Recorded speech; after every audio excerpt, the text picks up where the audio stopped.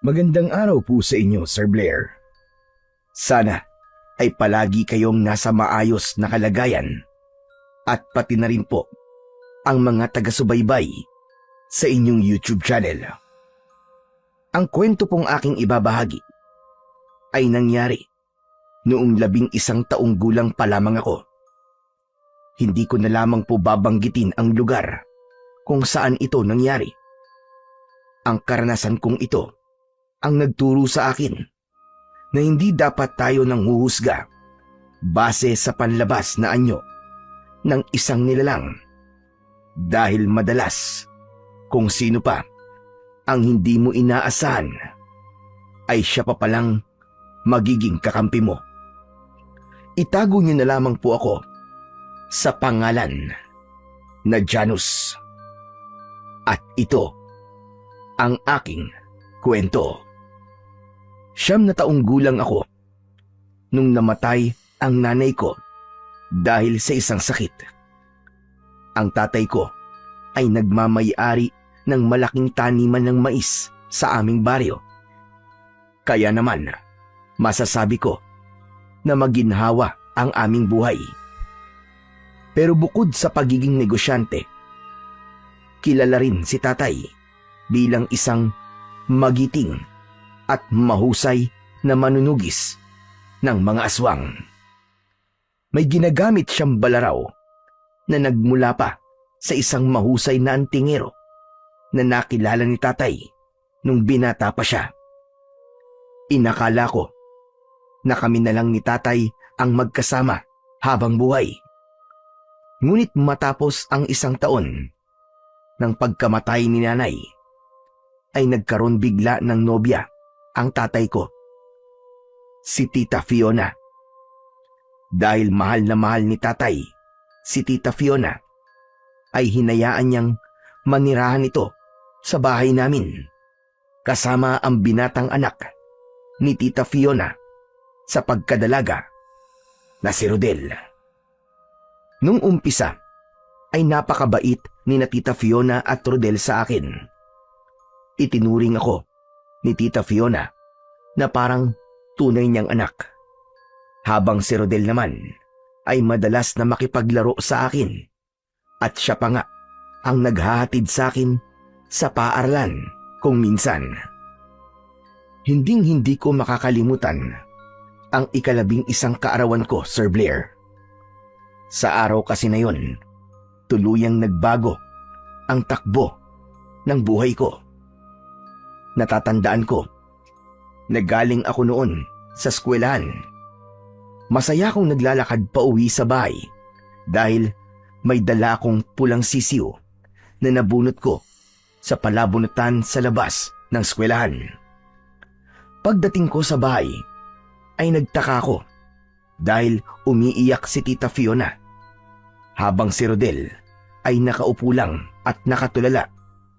Doon pa lang ay nakaramdam na ako ng kaba. Tita Fiona, bakit po kayo umiiyak? Janus ang tatay mo. Wala na siya. Wala na ang tatay mo. Po, paano wala na po si tatay? May pinuntahan po ba siya? Hindi mo ba naiintindihan? O sadyang mahina lang ang utak mo? Patay na ang tatay mo. Dinala na sa puninarya ang katawan niya. Diyos ko, Tomas. Bakit mo ako iniwan? Hindi ko kayang wala ka, Tomas. Tomas! Nagbibiro lang po kayo, di ba? Nagbibiro lang po kayo. Kuya Rodel, ano ba talaga ang nangyari kay tatay? Pagod na pagod kasi siyang umuwi. Sabi niya, masakit daw ang dibdib niya. Tapos, bigla na lang siya natumba at nawala ng malay. Pinursuan ko siya. Yun, wala na siyang pulso. Siguro may sakit sa puso si Tito Tomas at hindi niya yung sinasabi sa atin. Baka inatake siya sa puso kanina at yun ang ikinamatay niya. Hindi totoo yan. Hindi pa patay si tatay. Pupuntahan ko siya. Samahan niyo ako kung nasan siya. Huwag mo na siyang puntahan sa puninarya. Inaayos na ang katawan niya ron. Mamayang gabi ay nandito na yon. Nang sandaling yon, pakiramdam ko ay nananaginip lamang ako.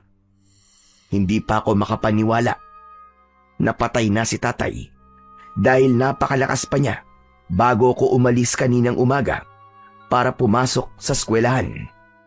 Niyakap pa nga niya ako ng maigpit na bihira niyang ginagawa. Kaya pala niya ako niyakap ng ganon. Kasi yun na pala ang huling beses na magagawa niya yon sa akin. Saka lang ako naniwalang patay na ang tatay ko nang dalhin na sa bahay ang bangkay niya na nasa loob ng kabaong. Unang gabi pa lang ng lamay niya ay napakarami ng tao ang nagpunta para makiramay. Karamihan sa kanila ay yung mga nailigtas ni tatay sa mga aswang nung buhay pa siya. Hindi ako umalis sa tabi ng kabaong ni tatay. Iyak lang ako ng iyak doon habang nakatingin sa mukha niya. Habang umiiyak ako, ay nagulat ako nang lumapit bigla si Tita Fiona sa akin at tinapik niya ako sa braso. Tama ng pag-iyak-iyak mo dyan. Kanina ka pa umiiyak ka. Hindi ka ba nauubusan ng luha?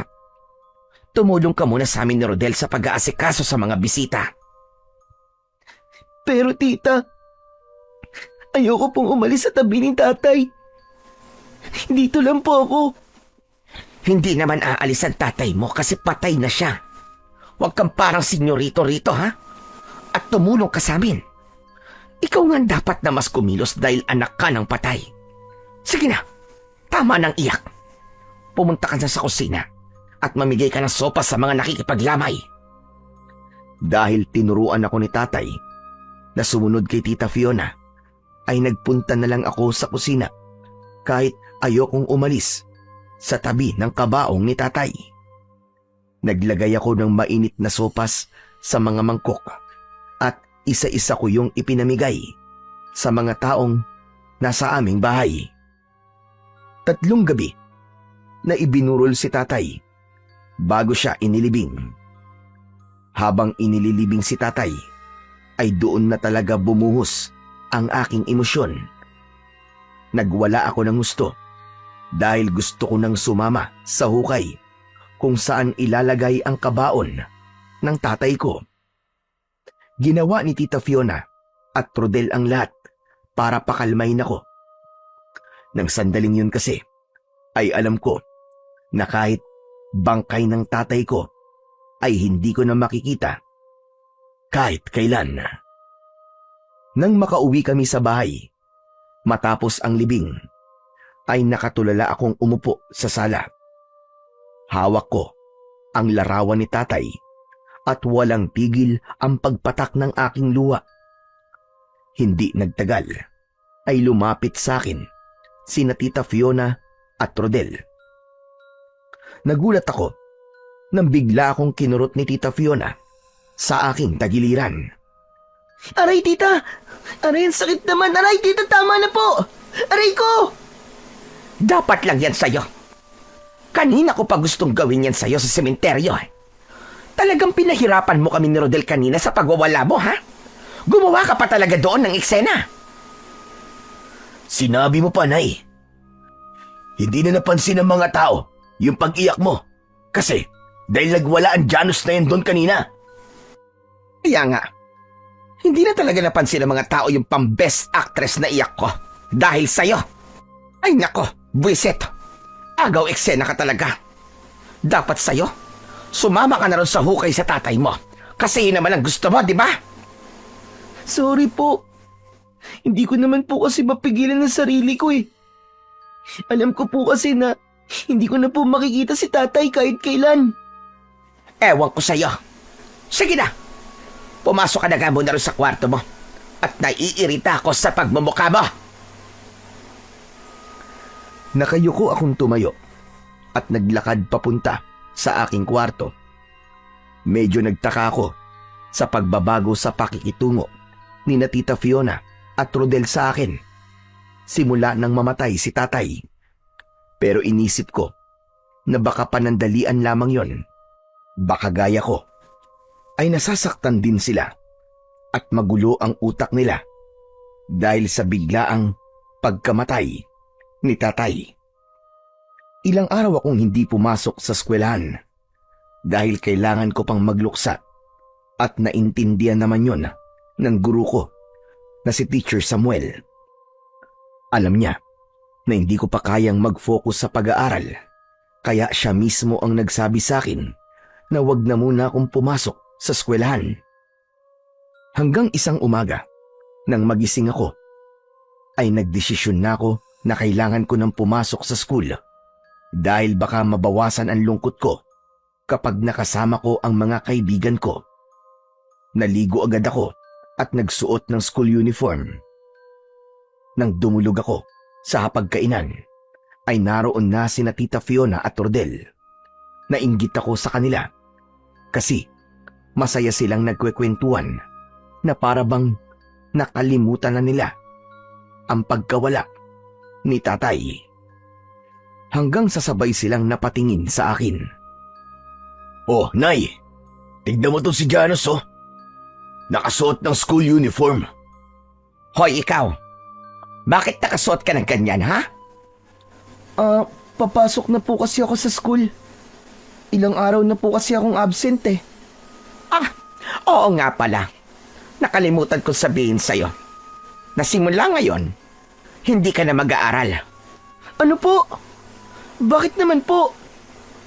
Hindi ka na mag-aaral kasi tutulong ka na sa mga trabahador doon sa maisan. Tapos kailangan mo rin akong tulungan sa mga gawaing bahay dito. At hindi ko kaya na mag-isa mga gawain dito. Malolos siyang kagad ako kung ako lang ang mag-isang kikilos dito. Pero hindi po ako pwedeng tumigil sa pag-aaral. Ang sabi po ni tatay dapat po makatapos po ako ng pag-aaral hanggang kolehiyo. Nasa na ba ang tatay mo, ha? Diba? Nasa ilalim na siya ng lupa. Wala na siya rito sa bahay. At dahil ako ang mas nakatatanda sa inyong lahat, ako na ang masusunod sa pamamahay na ito. Hindi pwedeng pasarap-sarap ka lang sa buhay, Janos. Kailangan mong kumilos dito. Dahil kung hindi, hindi kita pakakainin. At baka palayasin pa kita. Ayoko po. Mag-aaral pa rin po ako kahit wala na po si tatay. Hoy! Huwag mo nga sinasagot si nanay ng ganyan. Wala kang galang sa mas nakatatanda sa'yo, ah. Hindi ka siguro tinuruan ng nanay mo nun ng magandang asal, ano? Kaya hindi ka marunong gumalang sa nakatatanda sa'yo. Hindi totoo yan. Tinuruan ako ng nanay ko ng magandang asal nung buhay pa siya. Hindi ba'y tinuro ng nanay mo sa'yo na hindi ka dapat sumasagot sa mas nakatatanda sa'yo? Ayoko nang sinasagot-sagot mo ng pabalang ang nanay ko, ha? Bibigwasan kita ng isa kapag inulit mo pa yan. Mariin kong naikuyom ang mga kamay ko. Tinignan ko ng masama si Rodel. Oh, bakit ang sama mo makatingin, ha? Bakit nalaban ka ba sa akin? Huwag mo akong sinusubuan dahil papatulang kita kahit bata ka pa. Tama na yan, Rodel. Huwag mo nang patulan niyan si Janos. At ikaw naman, Janos. Huwag ka nang maraming tanong. Kapag sinabi kong hindi ka na mag-aaral, hindi ka na mag-aaral. Mas mabuti na mapakinabangan ka rito sa bahay at doon sa maisan. Kailangan na habang bata ka pa lang, ay matuto ka ng magbanat ng buto. Dahil paglaki mo, ay sa maisan din naman ang bagsak mo. Kahit gusto kong tumutol sa sinabi sa akin ni Tita Fiona, ay mas pinili ko na lamang ang tumahimik. Nang sandaling yon, naramdaman ko na kahit na ano pang sabihin ko, ay hindi ako mananalo sa kanila. Dahil bata ako. Masakit para sa akin ang huminto sa pag-aaral, pero wala akong nagawa, kundi ang sumunod sa mga sinabi ni na Tita Fiona at Rodel. Simula noon, ay nagkaroon na ng malaking pagbabago sa buhay ko. Hindi na ako pumasok sa school at halos hindi ko na maramdaman na isa akong bata dahil may mga araw na nasa maisan ako para magtrabaho. Kapag nasa bahay naman ako, ay panay ang utos sa akin ni na Tita Fiona at Rodel. Nakakapagpahinga lang ako tuwing matutulog ako sa gabi. Doon na ako natutong maglinis ng bahay at magluto. Isang hapon, habang nagwawalis ako sa harapan ng aming bahay, ay nagulat ako nang dumating bigla si Teacher Samuel. Nakangiti siyang lumapit sa akin. "Janus, kumusta ka na?" Ayos lang po, teacher. Ano pong ginagawa niyo rito? Kasi naman mag-iisang buwan ka nang hindi pumapasok sa school eh. Natatakot ako na baka i-drop ka na ng school. Alam ko na masakit pa rin sa'yo ang pagkawala ng tatay mo. Pero meron kasi tayong sinusunod na mga regulations sa school. Ano kasi, teacher ano po Hindi ko na nagawang ituloy ang sasabihin ko dahil nagmamadaling lumabas si Tita Fiona sa bahay. Lumapit siya sa amin at inakbayan niya ako. Eka, hindi ba ikaw ang teacher ni Janus? Ako nga po. Ako po si Teacher Samuel. Ako naman ang stepmother nitong si Janus. Ako nang tumatayong guardian niya ngayon. Ano palang meron at nandito ka? Nag-aalala lang po kasi ako kay Janus. Mag-iisang buwan na po kasi siyang hindi pumapasok sa school. Ganun ba? Kahit nga ako ay nalulungkot. Kasi ayaw nang bumalik ni Janus sa pag-aaral. Pero tita, bigla na lang kasing nawala ng ganang mag-aral si Janus nang mamatay ang tatay niya. Noong mga unang araw ay naiintindihan ko pa kung bakit ayaw niyang pumasok sa eskwelahan. Pero nitong mga huling araw ay sinabi ko sa kanya na baka pwede na siyang pumasok ulit. Pero ayaw na niya. Bakit naman po ayaw niya nang mag-aral? Hindi ko rin alam sa batang yan, teacher. Basta't sabi lang niya sa akin ay wala na siyang ganang mag-aral. Sinabi ko nga sa kanya ang kahalagahan ng edukasyon sa kanya dahil yun ay isang yaman na hindi mananakaw ng kahit na sino sa kanya. Pero ayaw niya na talagang bumalik sa pag-aaral. Siguro ay talagang nasasaktan siya sa pagkamatay ng tatay niya. Baka iniisip niya na wala na silbi ang pag-abot niya sa kanyang mga pangarap sa buhay dahil wala na ang tatay niya. Diyos ko, talagang naaawa ako sa batang ito.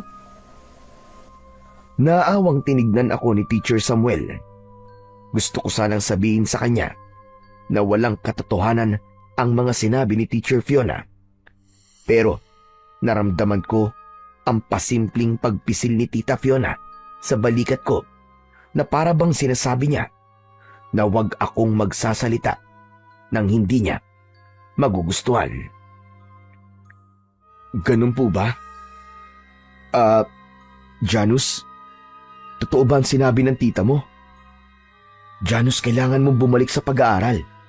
Importante sa ating lahat ang edukasyon dahil pagdating ng araw ay mapapakinabangan mo yon. Huwag kang mag-alala, teacher, at hindi ako titigil na kausapin at pilitin si Janus na bumalik sa pag-aaral. Sige po. Napakaswerte po ni Janus dahil meron po siyang stepmother na kagaya ninyo. Nakakahiya naman ang papuri mo sa akin, teacher.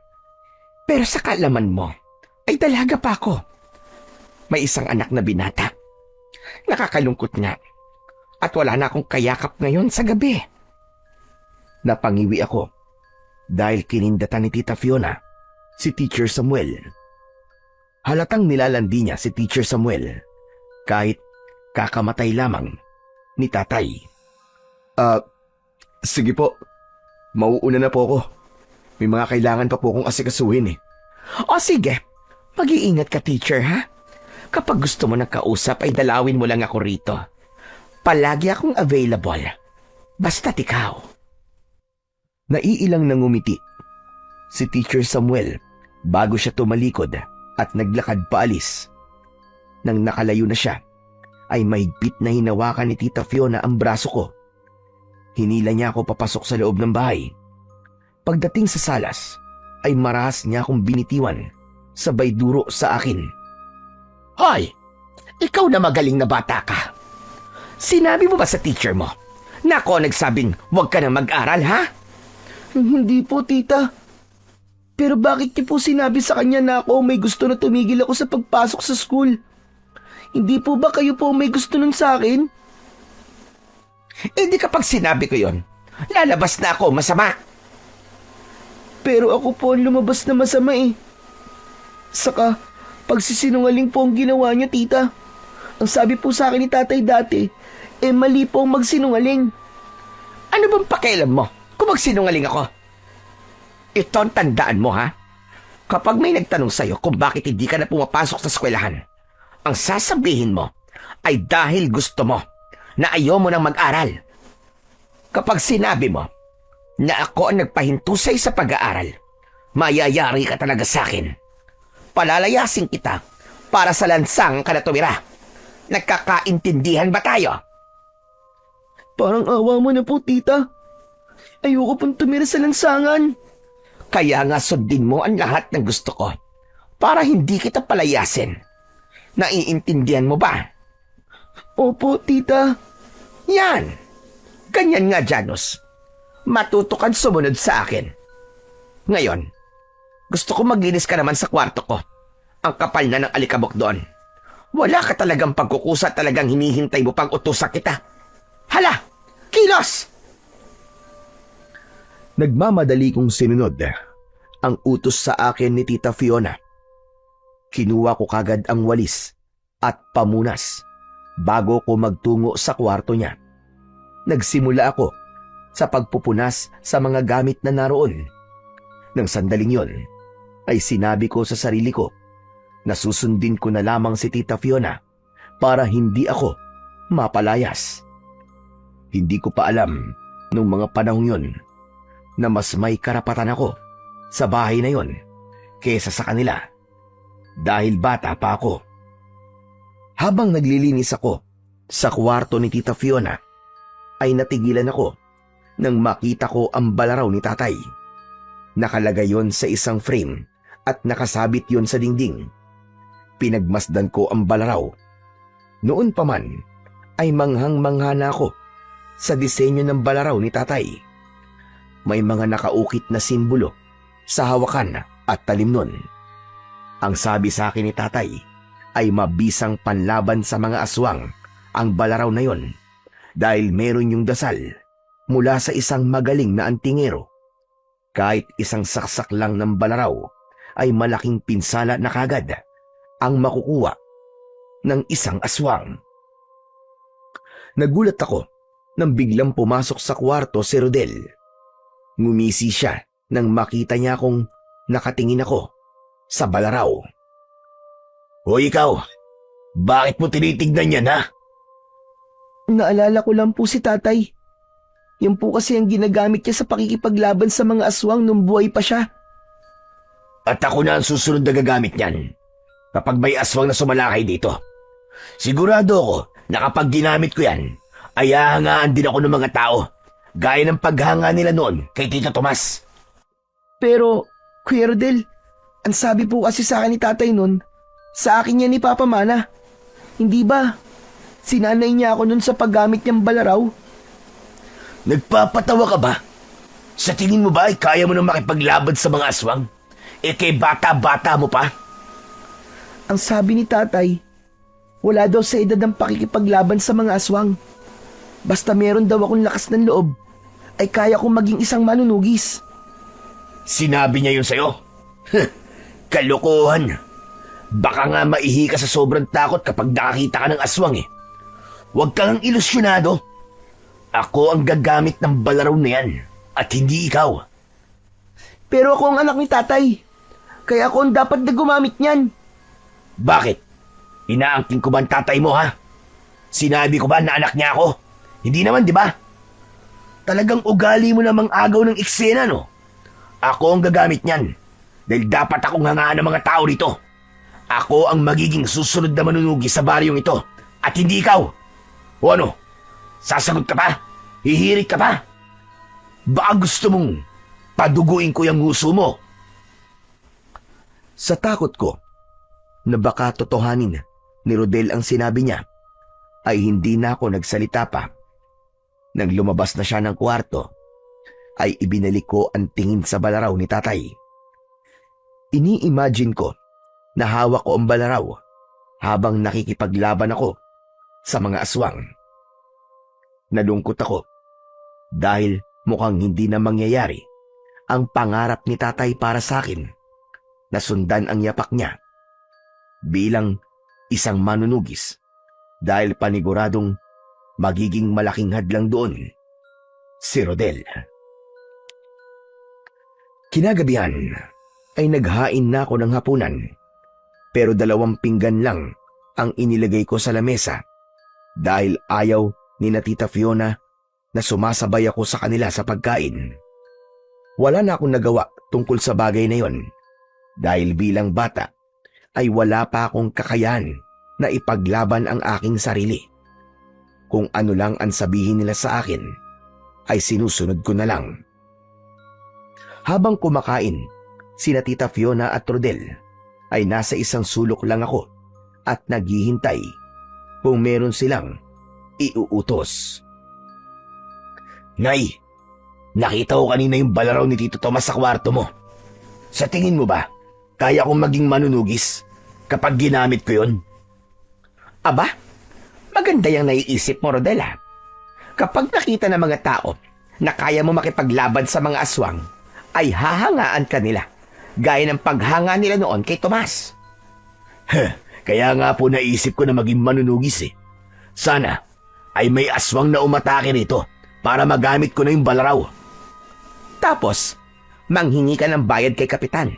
Sabihin mo, kapalit ng pagliligtas mo sa mga tao, ay dapat may natatanggap kang pera. Alam mo kasi, nung buhay pa si Tomas, ay sinasabi ko sa kanya na dapat ay naniningil siya.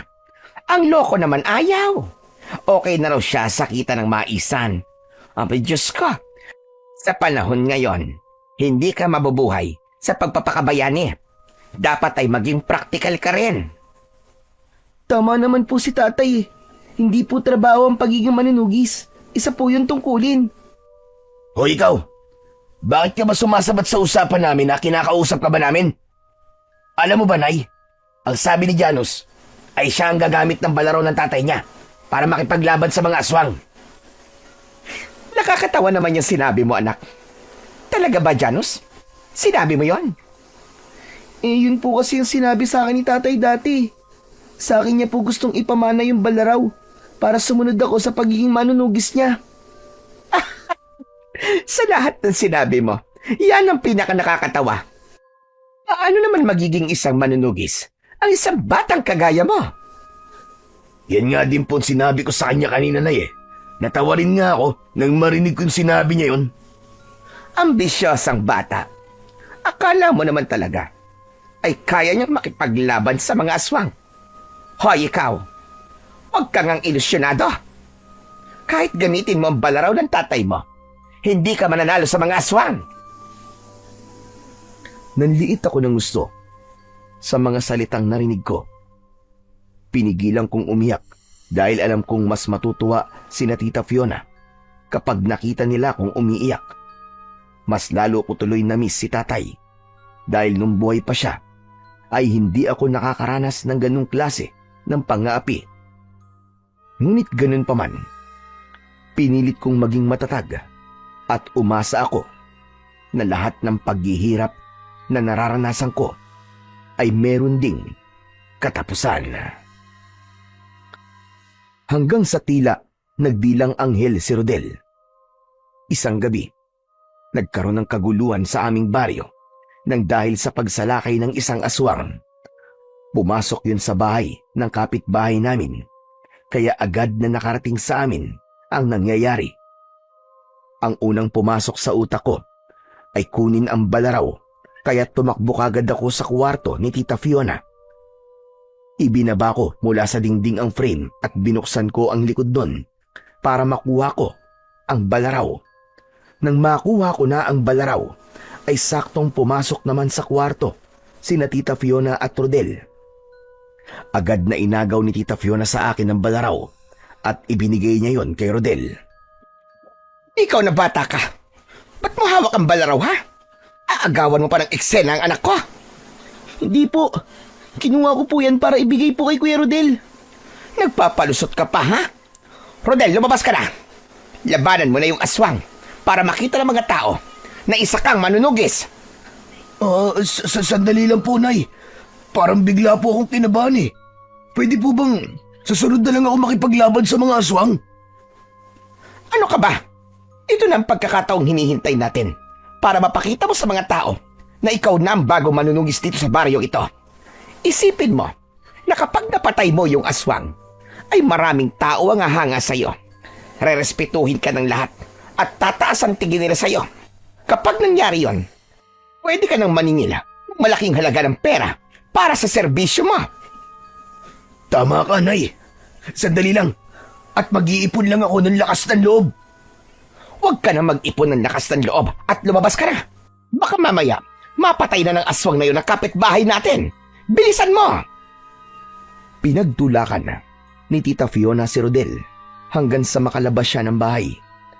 Napipilitang tumakbo si Rodel sa bahay ng kapitbahay namin. Habang kami naman ni Tita Fiona ay nasa may pintuan lang. Kahit masama ang ugali ni Rodel, ay ipinagdasal ko pa rin ang kaligtasan niya. Ipinagdasal ko na sana ay hindi siya masaktan at magtagumpay siyang iligtas ang kapitbahay namin na inaatake ng aswang. Makalipas ang ilang minuto, ay lumabas na si Rodel sa bahay ng aming kapitbahay. Habang hawak niya ang pugot na ulo ng aswang, malakas siyang tumawa at itinaas pa niya ang ulo ng aswang. Napatay ko ang aswang! Napatay ko ang aswang! Ligtas na tayong lahat ngayong gabi! Nako, ang galing-galing talaga ng anak ko. Anak, ipinagmamalaki kita. Tinabig ako ni Tita Fiona at muntik pa akong mapasubsob. Mabilis siyang naglakad palapit kay Rodel. Niyakap niya si Rodel at nagmamalaki niyang ipinagsigawan sa mga tao na anak niya, si Rodel. Malungkot akong napatingin dahil halo-halo ang naramdaman ko ng sandaling yon.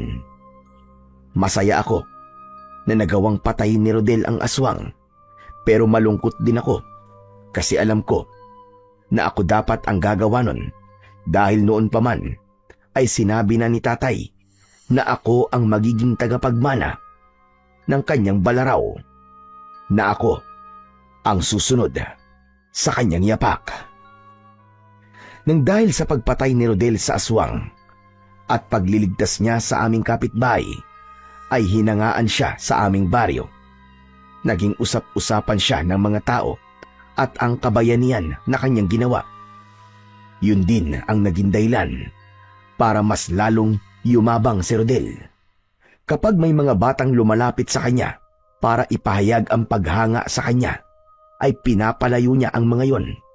Sinasabi niya na hindi siya basta-basta pwedeng lapitan ng kahit na sino.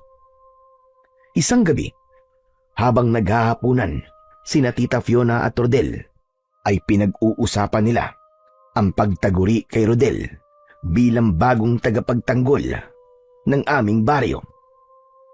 Grabe ka, anak. Sobrang proud na proud ako sa iyo.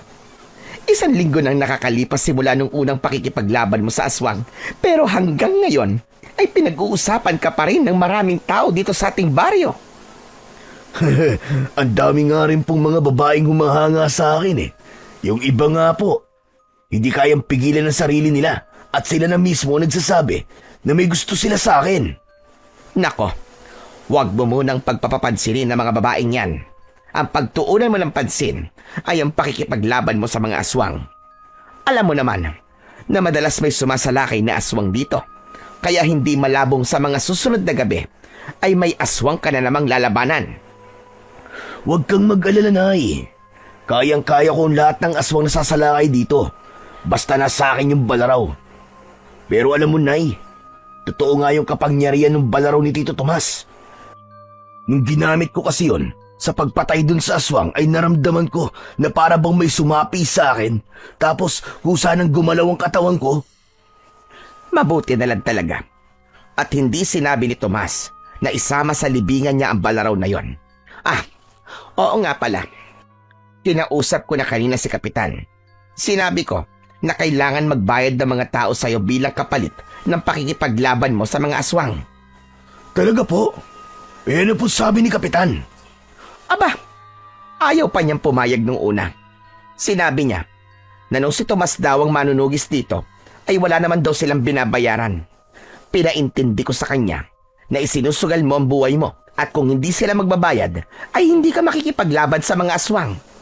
Ayun, mukha natakot ang loko, kaya pumayag na siya. Ang galing niyo talagang makipagnegosasyon, Nay. Hanga talaga ako sa inyo. Kaya dapat ay may parte ako sa perang ibabayad sa'yo, ha? Sa susunod na linggo, ay magsisimula na magbigay si Kapitan ng pera sa'yo. Huwag kang mag-alala, Nay.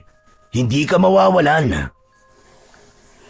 Malakas na tumawa sina Tita Fiona at Rodel. Hindi ko na napigilan ang sarili ko na makisali sa kanilang usapan dahil gusto kong maliwanagan ang kanilang pag-iisip.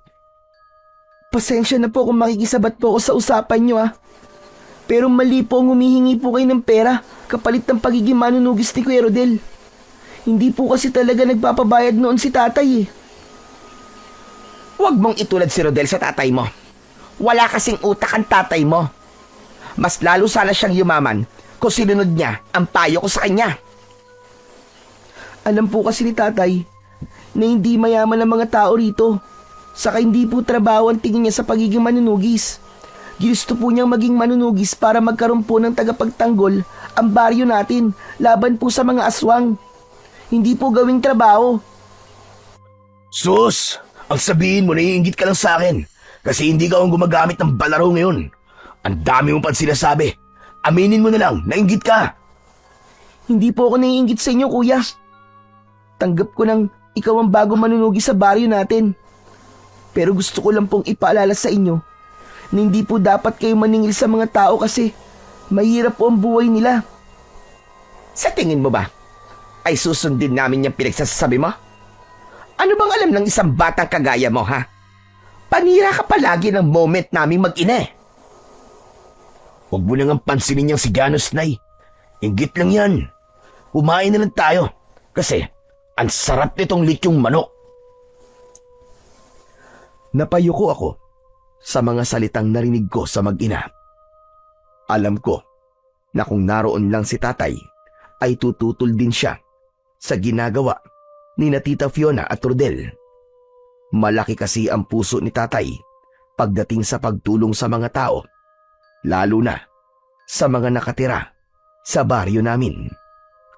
Palagi niyang sinasabi na ang Diyos na ang bahalang gumanti sa kanya sa mga pagtulong na kanyang ginagawa. Wala na akong nagawa para pigilan sina Tita Fiona sa pagpapabayad ng mga tao kay Rodel sa pagiging manunugis niya. Muling napatunayan ni Rodel ang pagiging manunugis nang sa dalawang magkasunod na gabi na biglang umatake na naman ng aswang sa baryo namin. Labis ang pagpapasalamat ng mga tao sa kanya at sa maikling panahon ay nakuha niya na kagad ang pangarap niya na hangaan siya ng mga tao. Hindi ko maiwasang maawa sa mga tao sa baryo namin dahil sa kabila ng ligtas nga sila sa mga aswang ay nahihirapan naman silang magbayad kay Rodel. Imbis sana na ibibili nila ng bigas o iba pa nilang pangangailangan, ay inilalaan pa nila ang pera nila na pang-ambag sa perang kailangan ibayad ng mga tao kay Rodel kada linggo. Isang umaga, nagpunta ako sa likod ng aming bahay para magpunta sana sa banyo, pero napahinto ako nang makita ko si Rodel na hinahasa ang balaraw. Naramdaman niya na pinapanood ko siya, kaya tumingin siya sa akin. Ngumiti siya at pinalapit niya ako sa kanya. Sinunod ko naman siya. Hoy, Janus! Gusto bang hawakan tong balaraw ko? Balaraw mo? Hindi naman sa'yo yan, kuya eh. Kay tatay ang balaraw na yan. Ano ka ba? Patay na si Tito Tomas. Kaya simula ngayon ay akin na ang balaraw na to. Bakit, Janus? Hanggang ngayon ba? Ay hindi mo pa rin matanggap-tanggap na hindi ikaw ang gumagamit nito ngayon? Hindi naman sa ganun, kuya. Nasanay lang kasi ako na si tatay ang gumagamit yan sa pakikipaglaban sa mga aswang. Kaya nga masanay ka na dapat ako na ang bagong nagmamay-ari nito. Dahil ako na ang bagong tagapagtanggol sa baryong ito. O ano? Gusto bang hawakan ng balaraw ko? Ipapahawak mo talaga sa akin yan, kuya? Oo naman. Hawak lang naman eh. O eto, kunin mo na. Alam ko naman na gustong gusto mong mahawakan ito noon pa eh, di ba? Kaya nga po, kuya eh. Hindi po kasi pinapahawak ni tatay yan sa akin dati. Ang sabi niya kasi, ay hahawakan ko lang yung balaraw kapag ako na po ang magmamay-ari niyan. Ang dami mo pang sinasabi. Kunin mo na! Napalunok ako nang tignan ko ang balaraw na nasa kamay ni Rodel. Pero nang kukunin ko na yon, ay bigla yung inilayo ni Rodel at malakas siyang tumawa. Nagtataka kong tumingin sa kanya. Bakit, kuya? Akala ko ba'y papahawak mo sa akin ng balaraw? At naniwala ka naman. Utu-utu ka talaga eh, no? Kahit kailan. Asa ka pang mahahawakan mo tong balaraw na to. Asang-asa ka rin talaga eh, no? Ito ang tandaan mo. Hindi mo to mahahawakan kahit kailan. Dahil ako na ang nagmamay-ari nito. Ang sama mo, kuya. Ang sama mo. Bakit ba ganyan kayo ni tita sa akin, ha? Nung buhay pa naman si tatay, ang bait-bait niyo sa akin. Tapos nung mawala na siya, nagbago na kayong dalawa. Hindi kami nagbago. Dahil ganito talaga kami ni nanay. Kailangan lang naming magpanggap na mabait kami sa'yo nung buhay pa ang tatay mo para maging mabango kami sa paningin niya. Pero dahil wala na siya, pwede na naming ipakita kung sino talaga kami. Alam mo ba, nasukang-suka kami ni nanay nung pinakikisamahan ka pa namin. Napakasama niyo talaga. Ang sama-sama niyo. Pati si tatay, niloko niyo. Talaga? Masama kami. Eh ano naman ngayon? Ang importante, amin na ang lahat ng meron ng tatay mo. At ikaw, habang buhay ka ng ganyan, hindi nakapag-aral at lalaki kang mangmang. Hindi ko na kinaya ang mga salita ni Rodel ng mga sandaling yon. Kaya naman, tuluyan na akong umiyak. Tumakbo ako pabalik sa loob ng bahay at dumiretso kagad sa aking kwarto. Dumapa ako sa papag at doon ko ibinuhos ang lahat ng luha ko. Awang-awa ako sa sarili ko ng sandaling yon. Pakiramdam ko kasi ay wala akong kakampi. Wala akong mapagsabihan ng nararamdaman at pinagdadaanan ko. Kasi natatakot ako na palayasin ako ni na Tita Fiona sa bahay namin. At higit sa lahat, pakiramdam ko ay mag-isa ko at wala akong ibang kasama, kundi ang sarili ko lang. Nang sumunod na gabi, pagkatapos ng hapunan, ay naghugas muna ako ng aming pinagkainan. Habang abala ako sa aking ginagawa, ay narinig ko na nag-uusap sina Tita Fiona at Rodel sa sala. Saan ka pupunta, Rodel? At dala mo pa yung balaraw? Magroronda lang ako, Nay. At bakit ka pa magroronda? Wala naman sumasalaki na aswang, ha? Wala ring humihingi ng tulong. May nakarating kasi sa akin na may mga tao nagsasabi na kumikilos lang ako kapag may inaatake na ng aswang. Baka magalit ang mga tao eh. Baka isipin nila, hindi sulit ang binabayad nila sa akin. Eh, paano yan? Eh, di gabi-gabi ka lang magroronda, ganun ba? Ganun na nga siguro, Nay. Nakakainis nga eh. Pero sandali lang naman ako sa labas. Kapag may mga tao na nakakita sa akin na nagroronda ako, uuwi na agad ako. Hindi ako magpapakatanga na hanggang madaling araw ay nasa labas ako. Tama yan. Huwag mong pagurin ang sarili mo. O sige, Nay, aalis na ako. para makabalik din kagad ako. O sige anak, mag-iingat ka. Simula ng gabing yon, ay gabi-gabi nang umaalis si Rodel para magronda. Pero halatang hindi naman talaga siya nagroronda dahil kapag may mga tao nang nakakakita sa kanya, ay umuuwi na rin siya. Hindi siya kagaya ni tatay na hanggang madaling araw ay nasa labas para masiguro na walang aswang ang makapananakit sa mga tao. Hanggang isang araw ay muli kong narinig ang pinag-uusapan ni na Tita Fiona at Rodel at labis akong napuno ng kuryosidad sa naging pag-uusap nila. Nay, kinausap pala ako kahapon ni Kapitan. Ang sabi niya ay magronda ako sa gubat at tugisin ko yung gabunan na nakita nila ron. Gabo? Ano? Ano yon? Gabunan, Nay. Isa raw yung klase ng aswang na malakas at mabagsik. Yung kulay itim ang balat at puti daw ang buhok. Diyos ko, iniisip ko pa lang ang itsura ng gabunan na yan. Kinikilabutan na ako. Parang napakapangit naman ang aswang na yan. Ako nga rin, Nay. Hindi pa kasi ako nakakakita ng gabunan sa totoong buhay. May mga tao raw kasing nakakita nun sa gabunan sa gubat. Ang sabi ni Kapitan, mas mabuti na patayin ko na yon bago pa umatake rito sa baryo.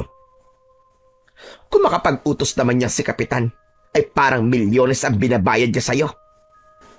Gusto ko na nga kaninang tumanggi, pero baka tumigil ang mga tao sa pagbabayad sa akin eh. Wala na akong magagawa, kundi ang tugisin ang gabunan na sinasabi nila. Pero anak, kaya mo bang patayin yung gabunan? Nay, baka nakakalimutan nyo na nasa akin ang balaraw ni Tito Tomas. Siyempre naman, kayang-kaya kong patayin yun. Kahit na gaano pa siya kalakas. Magugulat na lang kayo.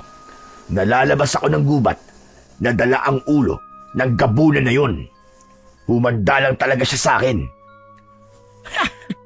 Yan naman talaga ang gusto ko sa'yo, anak eh. Napakayabang mo. Ang ibig ko sabihin malaki ang tiwala mo sa sarili mo. Pero mabuti na lang talaga at nasa iyo ang balaraw ni Tomas. Kasi nang dahil dyan, ay bigla kang naging isang manunugis. Pero wag kang mag-alala, kasi kakausapin ko pa rin si Kapitan. Sasabihin ko sa kanya na kapag napatay mo ang gabunan na yon, ay dapat dagdagan nila ang ibabayad sa iyo. Gusto ko na naman sanang sumabat sa usapan nila para tutulan ang sinabi ni Tita Fiona na dagdagan ang bayad kapag nagawang patay ni Rodel ang gabunan. Pero pinigilan ko ang sarili ko kasi alam ko naman na mapapagalitan lang ako. Alam ko kasi na dagdag pasakit sa mga tao ang dagdag na bayad na yon. Bukod pa doon ay na-curious din ako sa gabunan na nabanggit nila. Hindi pa kasi ako nakakakita ng gabunan at bigla akong nagkaroon ng kagustuhan na makakita ng gabunan sa totoong buhay. Nang dahil sa kagustuhan kong makakita ng gabunan, ay nagdesisyon ako na kailangan kong sumama kay Rodel sa unang gabi ng pagtugis niya sa gabunan. Kaya nang nakita ko siyang naghahanda para umalis kinagabihan, ay nilapitan ko siya at kinausap. Kuya, pupunta ka ba ngayon sa gubat para tugisin yung gabunan? Oo. Teka, paano mo nalaman ang tungkol sa gabunan, ha? Narinig ko kasi kayo ni tita na nag-uusap eh. Pwede po ba akong sumama sa inyo? Gusto ko rin po kasing makakita ng gabunan. Okay lang naman na sumama ka. Basta papayag ka na ikaw ang ipapayag ko sa gabunan para mas madali ko siya makita. Ha? Bakit ako po ang ipapain nyo? Paano po kung patayin ako nun? Eh di ililibing ka na lang namin ni nanay. O ano? Gusto mo pang sumama? Ayoko na po. Dito na lang po ako sa bahay. Yun naman pala eh. Tumawa na lang si Rodel at saka siya umalis. Nadala ang balaraw ng tatay ko. Nag-isip ako kung dapat ko ba siyang sundan o manatili na lamang ako sa bahay. Pero Mas nanaig ang kagustuhan kong makakita ng gabunan.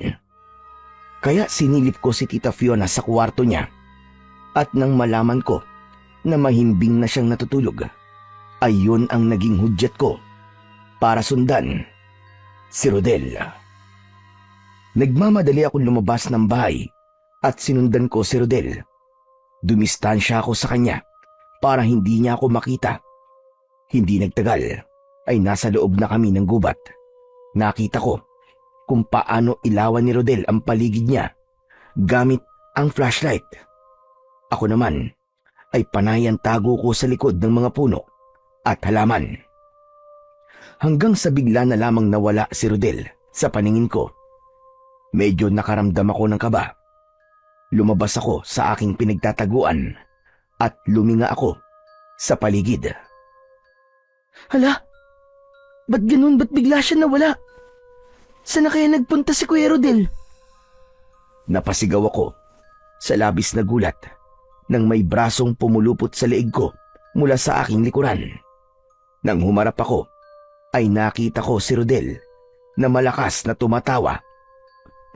Kuya, ikaw pala yan. Akala ko aswang ka na eh. Akala mo ba ay hindi ko alam na kanina ka pa nakasunod sa akin, ha? Kala mo maiisahan mo ako, ha? Kuya, gusto ko talaga kasing makakita ng gabunan eh. Hindi ba ang sabi ko sa'yo, kapag sumama ka sa akin, ay ipapaing kita sa gabunan? Nagbibiro ka lang naman, Kuya Rodel, di ba? Hindi mo naman talaga gagawin yun eh. Anong nagbibiro sinasabi mo? Hindi ako nagbibiro, no? Seryoso ako. Ipapain talaga kita sa gabunan. Kaya halika rito. Sumama ka. Mahigpit akong hinawakan ni Rodel sa aking braso. Sa kanya ko hinila. Dahil malakas siya sa akin, ay wala akong nagawa, kundi ang sumunod sa kanya. Kuya, parang awa mo na, Kuya. Ayoko pang mamatay. Huwag mo akong ipain sa gabunan.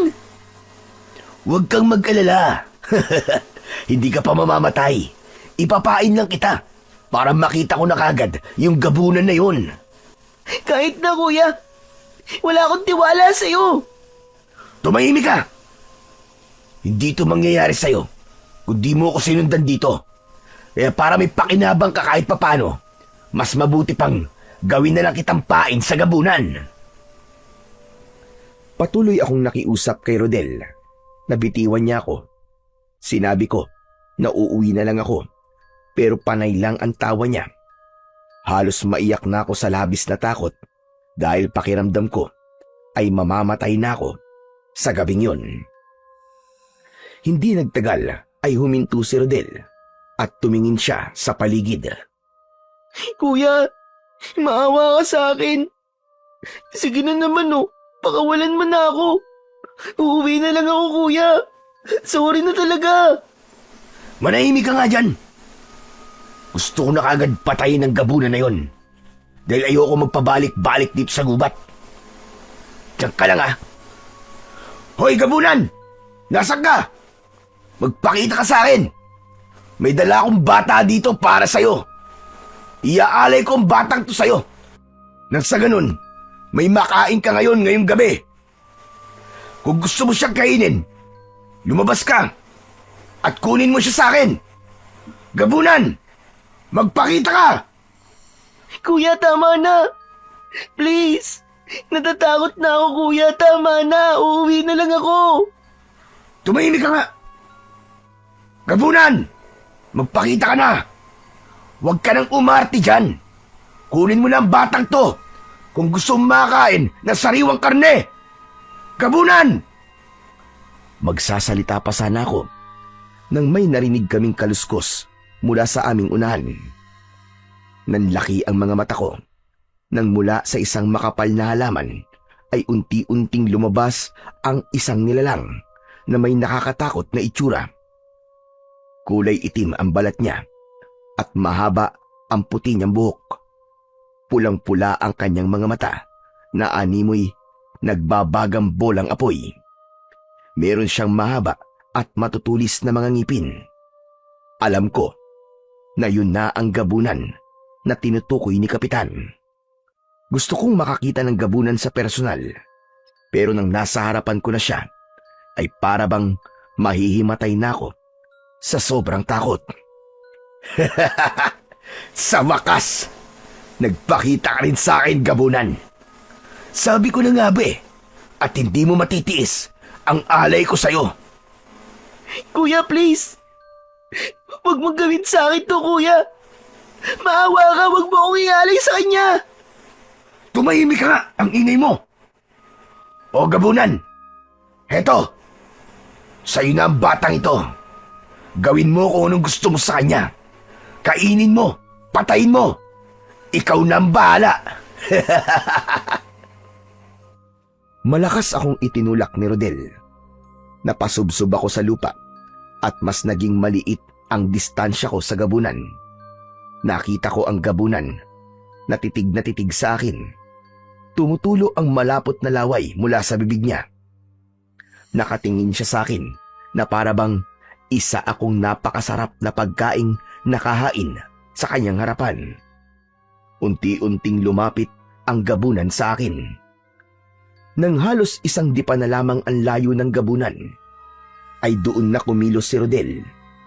Mabilis siyang tumakbo papunta sa gabunan. At dahil nasa akin ang atensyon ng gabunan, ay hindi niya napansin ang paglapit sa kanya ni Rodel. Inundayan ni Rodel ng dalawang magkakasunod na malakas na saksak ang gabunan gamit ang balaraw. Isa sa tiyan at isa sa dibdib. Napaatras ang gabunan at bakas sa mukha niya ang labis na sakit. Alam ko na kung normal na patalim ang ginamit ni Rodel, ay hindi magtatamo ng matinding pinsala ang gabunan. Pero dahil sa makapangyarihan ang balaraw ng tatay ko, ay parang tinadtad ng saksak ang epekto nun sa gabunan.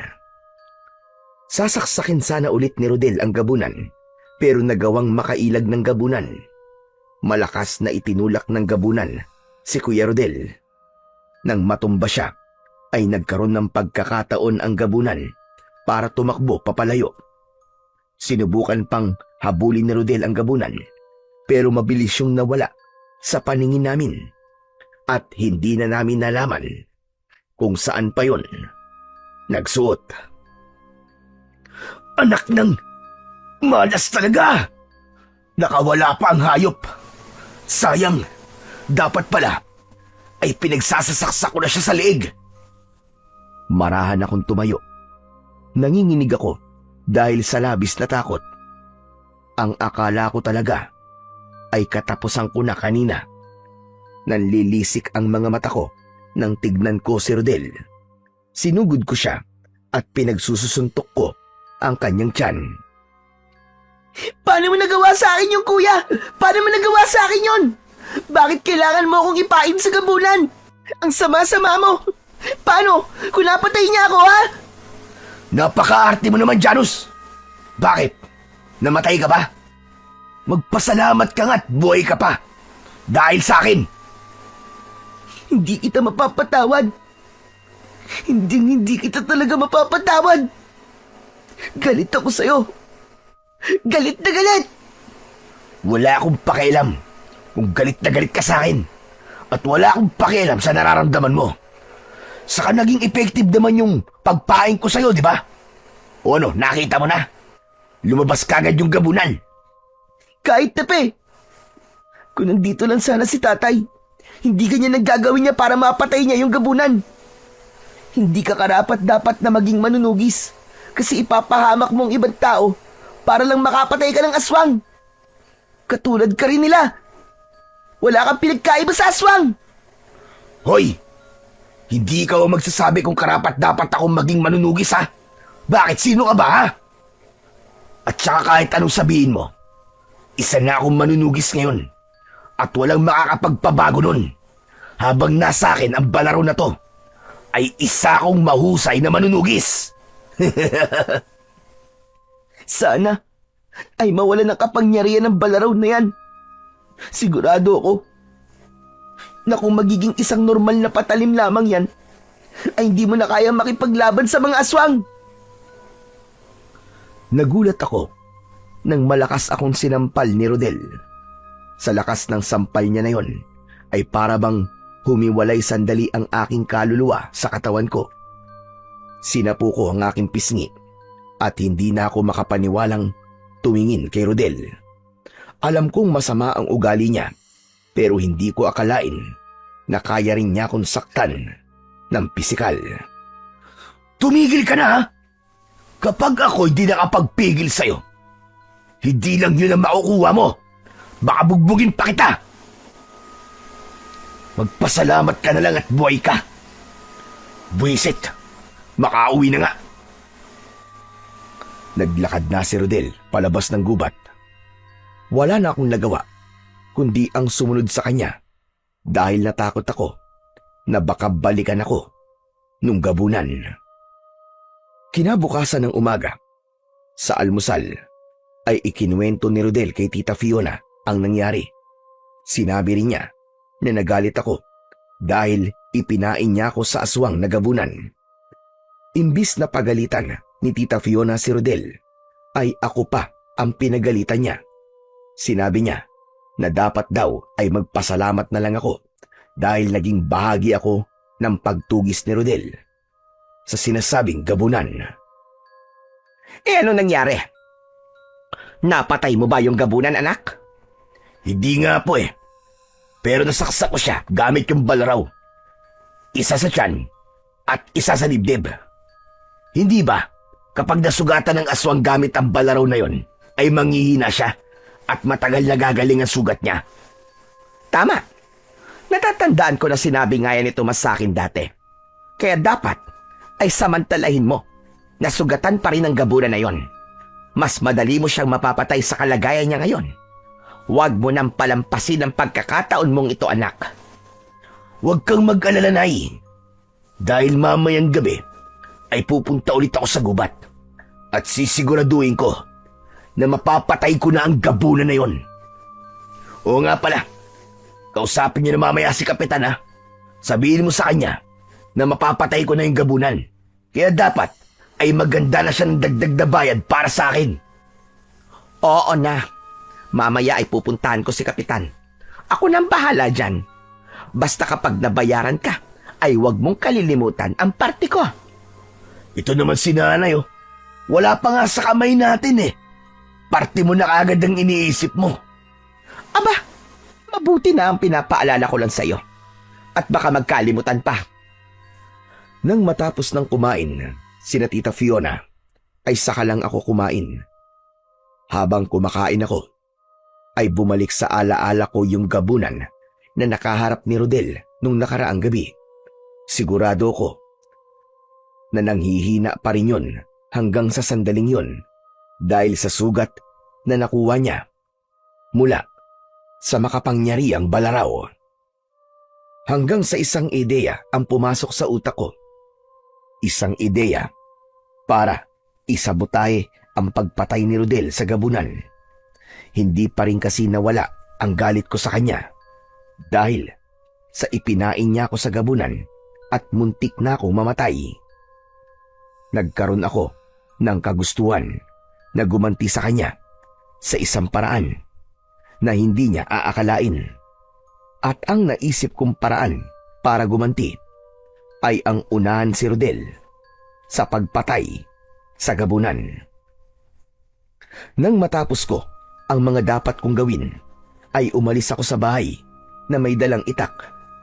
Sinabi ko kay Tita Fiona na kukuha lang ako ng panggatong sa gubat, pero ang totoo ay hahanapin ko ang gabunan para patayin.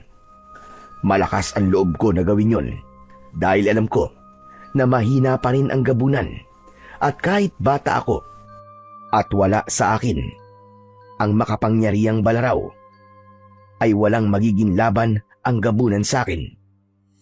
Isa pa, umaga, kaya alam kong mahina ang kahit na anong uri ng aswang kapag meron pang araw.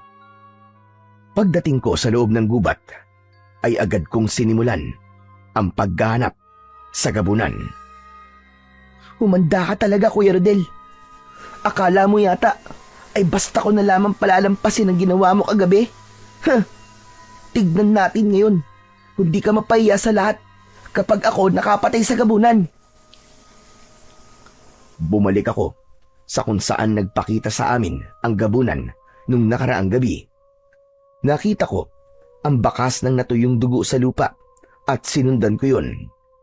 May kaba akong nararamdaman pero pilit ko yung pinaglabanan dahil mas nanaig sa akin ang kagustuhan kong gumanti kay Rodel at ipahiya siya. Makalipas ang halos kalahating oras ng paglalakad, ay nagtaka ko dahil nawala na ang bakas ng dugo. Luminga ako sa paligid at naghanap ako ng lugar na maaaring pagtaguan ng gabunan. Nasaan kaya ang gabunan na yun? Saan kaya siya nagtatago? Sigurado ako, nasa paligid lang siya.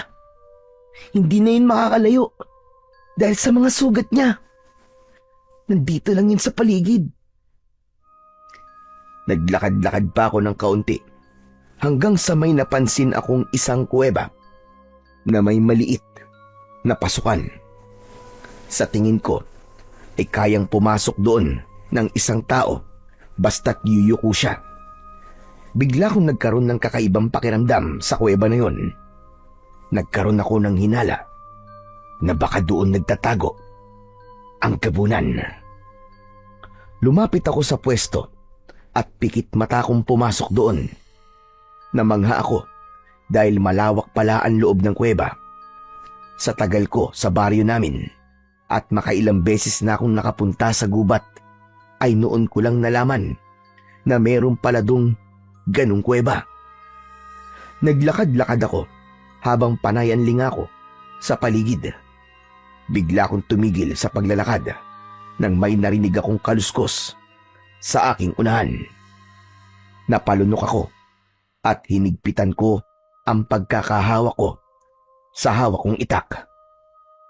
Sana naman ay yung gabunan na yon para mapatay ko na siya.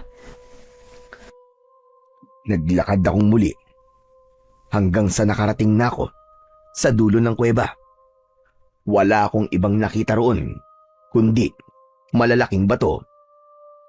Teka, mukhang wala naman dito yung gabunan eh.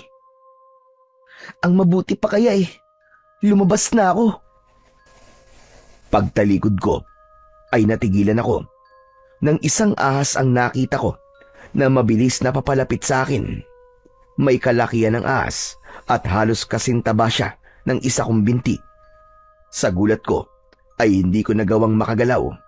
Hindi ko rin naisip na gamitin ang itak laban sa ahas dahil pakiramdam ko ay biglang nablangko ang aking utak. Nang malapit na sa akin ng ahas, ay isang itim na nilalang ang mabilis na sumulpot sa aking harapan. Dinampot niya ang ahas sa ulo at dinurog niya yon gamit lamang ang kanyang mga kamay. Marahang pumihit ang nilalang paharap sa akin. Nagimbal ako ng todo nang malaman ko na yun ay ang gabunan. Napanganga ako. Mas lalo kong hindi nakagalaw sa kinatatayuan ko. Bago ko makita ang gabunan, ay ilang beses kong inisip kung ano ang gagawin ko sa kanya sa sandaling makaharap ko na siya. Pero nang nasa harapan ko na siya, ay hindi naman ako makagalaw dahil sa labis na takot. Nanlilisik ang mga mata ng gabunan para yung nagbabagang apoy sa dilim. Parang anumang sandali ay sasakmalin niya na ako at kakainin. Ngunit biglang napaluhod sa lupa ang gabunan at sinapo niya ang sugat sa kanyang dibdib. Bumakas ang labis na sakit sa kanyang muka. Hindi ko alam, pero imbis na patayin ko ang gabunan, ay nakaramdam pa ako ng awa para sa kanya. Nagdadalawang isip ko siyang nilapitan. Inilapat ko ang kamay ko sa likod niya, pero bigla siyang umangil. Kaya naman, napaatras ako. Umalis ka na rito, bata. Hindi ka dapat nagpupunta sa kuwebang ito. Dahil minsan ay may mga naliligaw na ahas dito. Gusto ko lang pong magpasalamat sa pagliligtas niyo po sa akin kanina. Kung hindi niyo po pinatay yung ahas, ay baka natuklaw o nalingkis na po ako nun at nilunok ng buo. Pero, Mamang Gabunan, bakit niyo po ako niligtas? Bakit niyo po yung ginawa? Hindi po ba isa po kayong gabunan? Dapat po, ay hinayaan niyo na lang po akong atakihin ng ahas para mas madali niyo po akong makakain. Tama ka, bata. Isa nga akong gabunan. Pero hindi lahat ng gaya ko ay pumapatay ng mga tao. At natatandaan kita. Ikaw yung batang kasama ng lalaking umatake sa akin kagabi. Ang totoo po niyan eh. Ginawa po niya akong pain para po sa inyo. Iniisip niyo ba na kaya ako lumapit sa inyo ay para patayin at gawin kang pagkain? Nagkakamali kayo. Lumapit ako sa inyo para ipaalam na wala ako sa gubat na ito para umatake sa inyong baryo. Nandito ako para manirahan ng mapayapa. Inunahan lang ako ng pag-atake ng lalaking kasama mo. Kaya hindi na ako nakapagsalita. Doon kasi sa pinanggalingan kong lugar ay tinutugis ako ng mga tao. Ang akala kasi nila ay masama kong uri ng aswang. Tinitigan ko ang gabunan. Hindi ako makapaniwala na may gabunan pala na kagaya niya. Yung hindi na may merwisyo sa mga tao at ang tanging gusto lang ay mabuhay ng mapayapa. Doon ko napagtanto na marami pa pala akong hindi nalalaman tungkol sa mga aswang at kung paano sila mamuhay. Mamang Gabunan, pasensya na po kayo.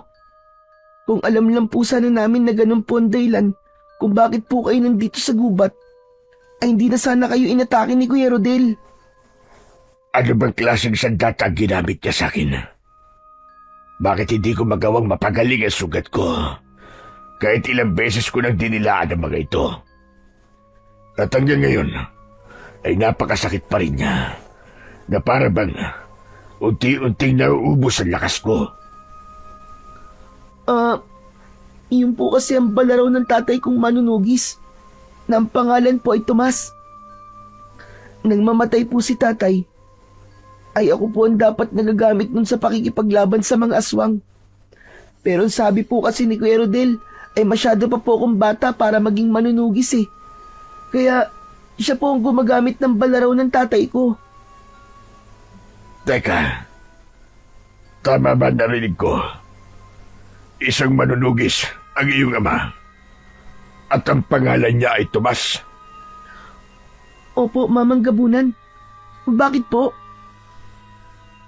May kilala rin akong Tomas na isang manunugis. Binata pa lamang siya nung nakilala ko siya. At gaya ng iyong ama, ay meron din siyang gamit na balarawa. Nung una, ay tinugis niya ako dahil kailangan niya ang aking dugo.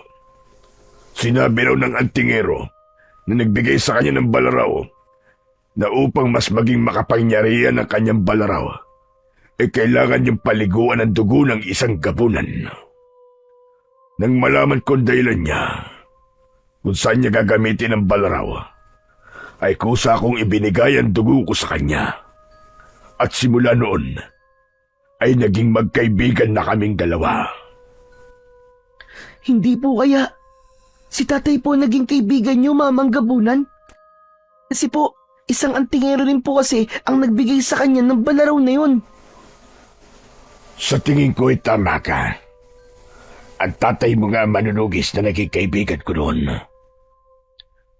Alam mo ba, napakabait ng tatay mo, bata. Ipinagtanggol niya ako sa mga tao at sinabi niya na hindi ako dapat katakutan. Nakakatuwa naman po. Parang talagang pinagtagpo pala tayo ng tadhana. Ay, oo nga pala. Mamang Gabunan, ako nga po pala si Janus. Janus, ngayon ay sigurado na ako na ang tatay mo nga ay si Tomas na nakilala ko noon. Hindi ko makakalimutan na sinabi niya sa akin na kapag nagkaroon siya ng anak na lalaki, ay Janus ang ipapangalan niya. Ako naman, si Guban. Tatawagin ko na lang po kayong Mangguban. Pero gusto ko pong humingi ng tawad sa inyo kasi ang totoo po niyan eh. Nandito po ako para patayin kayo. Gusto ko po kasing gumanti kay Kuya Rodel. Yung lalaki po na umatake sa inyo kagabi, galit na galit po ako sa kanya. Kasi ginawa po niya akong pain para sa inyo. Kapag ako po kasi ang nakapatay sa inyo, ay sigurado pong mapapahiya siya sa mga tao sa baryo namin. Bakit hindi mo pa ako patayin? Para makaganti ka na sa lalaking yun. Hawak mo ng itak. Hindi na ako makakalaban dahil napakasakit pa ng mga sugat ko. At nangihina pa ako. Hindi po, Mangguban. Hindi ko na po kayo papatayin dahil nalaman ko po na mabait naman po pala kayo. Tapos, kaibigan pa po kayo ni tatay. Hayaan nyo na lang po akong bumawi sa inyo. Gagamutin ko po ang sugat nyo. At paano mo naman gagawin yun? Isa kang batang albularyo ba? May kaalaman ka ba sa panggagamot? Wala po. Pero, magtatanong po kay Mang Celso. Mahusay po na albularyo siya sa baryo namin. Itatanong ko po sa kanya kung ano po ang mabisang gamot sa sugat. Hindi na nagsalita ang Gabunan na si Guban. Tumitig siya sa akin, pero wala na ang tapang sa kanyang muka. Bakit po ganyan po kayo makatingin sa akin? Wala lang. Naaalala ko kasi ang tatay mo nagdahil sa'yo. Hindi na ako nagtataka na mag-ama nga kayo dahil parehas kayong may mabuting kalooban. Kayong dalawa pa lang ang taong nagpakita sa akin ng kabutihan kahit isa kong Gabunan. Mangguban, itinuro po kasi sa akin ni tatay na kapag may nangangailangan daw po ng tulong at meron akong kayang itulong ay tumulong po ko. Pero Mangguban, aalis po muna ako at pupuntahan ko po muna si Mang Celso para makapagtanong na po ako sa kanya kung ano po ang gamot sa sugat. Huwag po kayo mag-alala kasi hindi ko po sasabihin sa kahit na sino na nandito po kayo. Lalo na po kay Kuya Rodel. Kasi po, gusto ka po niyang patayin. Babalikan ko po kayo kagad dito. Hintayin niyo po ako ah. Maraming salamat sa iyo, Janus. Salamat.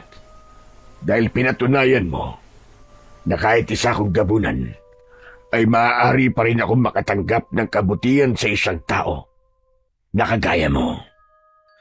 Ngumiti ako kay Mangguban bago ako lumabas ng kuweba. Habang naglalakad ako palabas ng kuweba, ay hindi pa rin ako makapaniwala na ang Gabunan na nakilala ko ay naging kaibigan noon ni tatay. Nang makilala ko si Guban, ay nawala na ang takot ko sa kanya at naramdaman ko na totoo ang lahat ng sinabi niya. Pagkalabas ko ng gubat, ay dumiretso ko sa bahay ni Mang Celso. Itinanong ko sa kanya kung ano ang gamot sa sugat.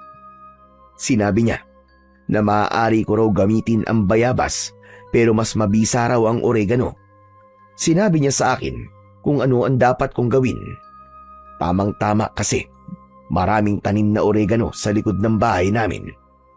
Tinanong naman ni Mang Celso kung sino ang may sugat at sinabi ko na si Tita Fiona. Nagmamadali akong umuwi at dumiretso ko sa likod ng bahay namin. Habang kumukuha ko ng dahon ng oregano, ay nagulat ako nang marinig ko ang sigaw ni Tita Fiona sa likuran ko. Mabilis naman akong humarap sa kanya. Bakit ngayong ka lang bumalik, ha? Ang sabi mo'y kukuha ka lang ng panggatong sa gubat. O siya, nasaan ang mga panggatong na nakuha mo? Ano po kasi, Hindi po ako nakakuha kasi inaya po ako ni Nabentong na maglaro po ng patintero. Ganun nga po. Pambihira. Talagang inuna mo pa ang paglalaro. Ang tamad mo talagang bata ka. Marami pa naman po tayong panggatong, tita eh. Gusto ko lang po sanang magdagdag. Ay nako, ewan ko ba sa'yo? Puro ka nalang palusot.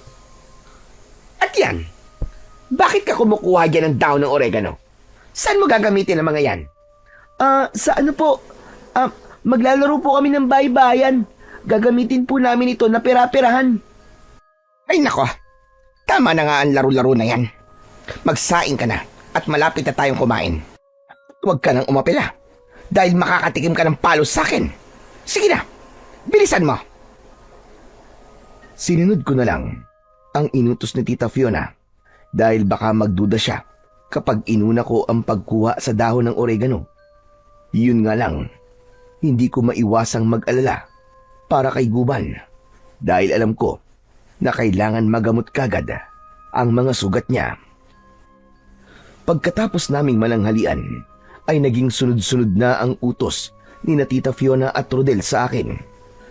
Pagkakataon ko na sana yon para puntahan si Guban pero hindi ko nagawa. Hanggang sa kumagat na ang dilim. Habang kumakain, sina Tita Fiona at Rodel ay muli nilang pinag-usapan yung gabunan. Oo nga pala, Rodel. Pupunta ka ba ngayon sa gubat para patayin yung gabunan? Oo, Nay. Kailangan mapatay ko lang gabunan na yon para matapos na ang pagpunta-punta ko sa gubat. Napapagod na ako eh. Tama yan, anak. Dapat, bago matapos ang gabing ito, ay madala mo na kay Kapitan ang ulo ng gabunan na yon para makakuha na tayo ng dagdag na bayad. Pero kuya, hindi ba sugatan na yung gabunan bago siya tumakas? Hindi kaya sa oras na to patay na siya? At paano ka naman nakakasiguro na patay na nga siya? Hindi ba kuya yung balaraw ni tatay ang nakasugat sa kanya? Alam naman po natin ang epekto ng balaraw na yun sa mga aswang eh. Kaya sigurado ko na patay na siya. Kaya mas maganda na wag mo na siyang tugisin. Masasayang lang ang oras mo. Magpapagod ka lang. Oo nga no. Sa bagay, may punto yung sinabi mo. Hindi pwede, Rodel. Kailangan makasiguro tayo na patay na talaga ang gabunan na yon. Kailangan maipakita mo kay Kapitan ang pugot na ulo ng gabunan. Kasi ang sabi niya ay hindi niya dadagdagan ang binayad niya sa'yo kung wala yon. Ay nako. Yang si Kapitan talaga masyadong sigurista. Oo, nanay. Pupunta pa rin ako ng gubat ngayon para masiguradong patay na nga yung gabunan. Kinabahan ako at natakot sa naging desisyon ni Kuya Rodel. Sa lagay kasi ng gabunan, kapag nakita siya ni Rodel, ay sigurado ko na hindi niya magagawang lumaban o tumakas. Habang patuloy na nag-uusap sina Tita Fiona at Rodel, ay bumubuo na ako ng plano sa utak ko kung paano ko maililigtas ang gabunan sa gabing yon. Nang umalis na si Rodel para tugisin ang gabunan, ay naghintay ako ng ilang minuto bago ko lumabas ng bahay. Siniguro ko na tulog na si Tita Fiona para wala akong maging problema. Pagdating ko sa gubat, ay tinungo ko ang kuweba na kinaroroonan ni Guban.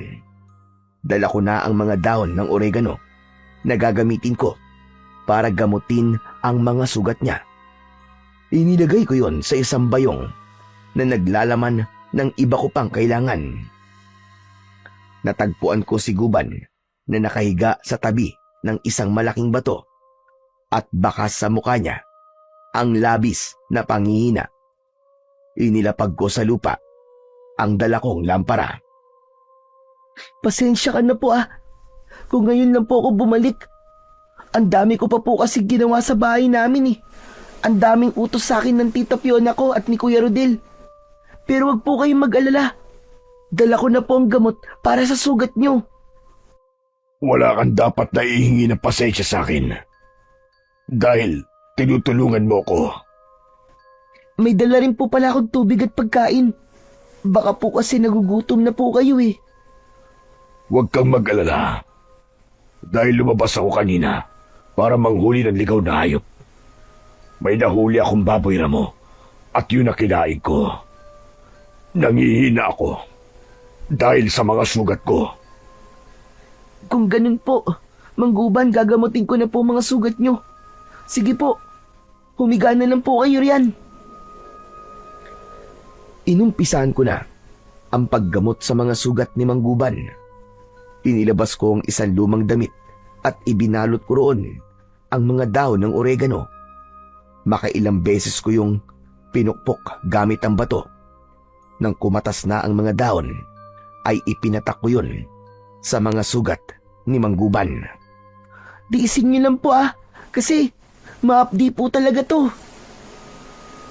Walang-wala ang sakit ng gamot na yan kumpara sa mga sugat na nakuha ko mula sa mga taong nanakit noon sa akin. Dahil iniisip nila na isa akong masamang aswang. Mangguban, ako na po ang humihingi ng tawad sa mga taong nanakit sa inyo noon. Saka, sa pagsaksak po sa inyo ni Kuya Rodel. Ay oo nga pala, butit na banggit ko si Kuya Rodel. Nandito po siya ngayon sa gubat kasi hinahanap ka po niya. Gusto po kasi niyang makasiguro na patay ka na. Kaya wag po muna kayong lalabas dito sa kuweba Sino ba ang Rodel na yun? At gusto niya akong patayin? Anak po siya ng pangalawang asawa ng tatay ko. Siya po ang gumagamit ngayon ng balaraw ni tatay. Kahit sinabi nun ni tatay na ako ang dapat na susunod na tagapangalaga po ng balaraw. Tinapos ko na ang paglalagay ng gamot sa sugat ni Mangguban. Bago ko siya iwanan, ay ipinaalala ko sa kanya ulit na wag siyang lalabas ng kuweba sa gabing yun dahil baka makita siya ni Rodel. Nang nakalabas na ako ng kuweba, ay naging maingat ako dahil baka makita ko ni Kuya Rodel. Sa awa naman ng Diyos, nakauwi ako sa bahay namin nang hindi niya ako nakikita.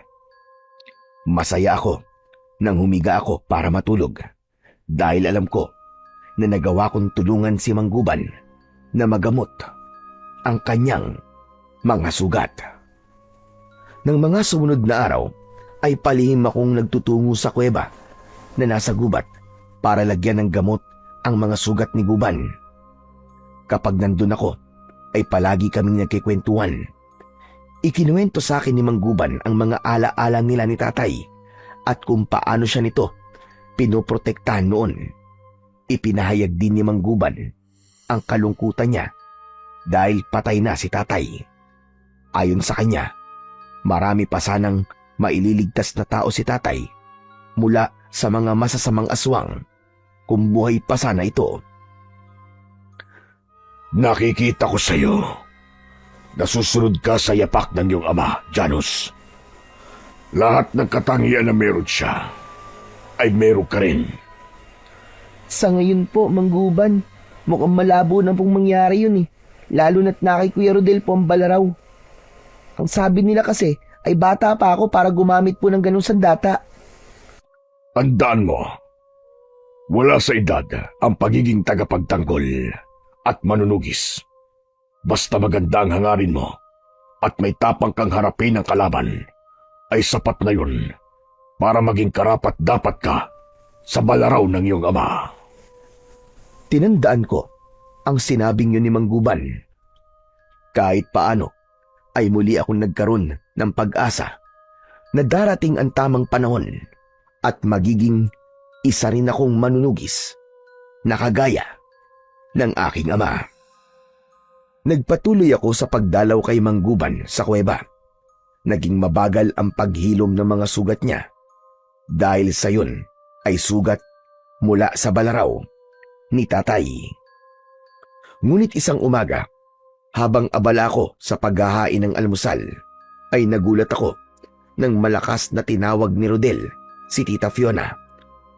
Humahangos na pinuntahan ni Tita si Rodel sa kwarto nito. Dahil sa kuryosidad ay sumunod na rin ako roon. Nagimbal ako nang makita ko Nahawak ni Rodel ang balaraw at puno yun ng makapal na kalawang. Diyos ko! Ano nangyari sa balaraw? Bakit nagkaroon niya ng mga kalawang? Hindi ko nga rin po alam eh. Pagising ko, ganito lang itsura nito. Kagabi naman hindi pa to ganito eh. Baka naman, napasayan ng itabi mo. Sigurado ako, Nay, na tuyong-tuyo to bago ko to itabi kagabi. Nay, kahit basa pa ito kagabi, ay imposibleng magkaroon to agad ng ganito kakapal na kalawang. Anong imposible? Tingnan mo nga, at kasing kapal ng mukha mo ang kalawang niyan.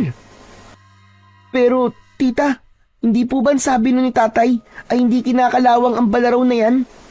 Manahimik ka nga. Walang may tutulong ang mga sinasabi mo sa problema ko ngayon. Hindi ko magagamit sa pakikipaglaban ng balaraw na to ng ganito.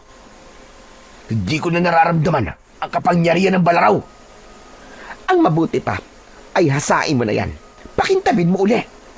Bakit ngayon pa yan nangyari? Pambihira naman o. Paano mo mapapatay ang gabunan? Baka dahil sa kalawang yan, ay wala na rin niyang kapangyarihan. Ay nako, bakit kasi hindi mo iniingatan ng balaraw eh? Nagmamadaling nagpunta si Rodel at si Tita Fiona sa likod ng bahay. Sinundan ko sila roon. Sinimulang hasain ni Rodel ang balaraw. Pero lumipas ang ilang minuto ay hindi man lang nabawasan ang kalawang na meron yon. Natakot ako dahil baka nawalan na ng bisa laban sa mga aswang ang balaraw ni tatay. Kung bakit yun nangyari ay wala akong ideya. Hanggang sa tila sumuko na si Rodel at naiinis niyang itinapon ang balaraw. Nagulat ako kasi tumingin siya sa akin habang nanlilisik ang kanyang mga mata. Lumapit siya at hinawakan niya ang damit ko. Ikaw na hayop kang bata ka.